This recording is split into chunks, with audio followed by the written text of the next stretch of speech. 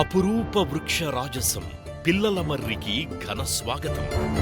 పిల్లలమర్రిని సందర్శించనున్న ప్రపంచ సుందరీమణులు. ఈ నెల 16న మన జిల్లాకు రానున్న ప్రపంచ సుందరీమణులు. సాయంత్రం 5 గంటల పాటు మహావృక్షం వద్ద సందడి. 7 శతాబ్దాల చరిత్రకు సజీవ సాక్ష్యం. దాదాపు 3.5 ఎకరాల విస్తీర్ణంలో వ్యాప్తి.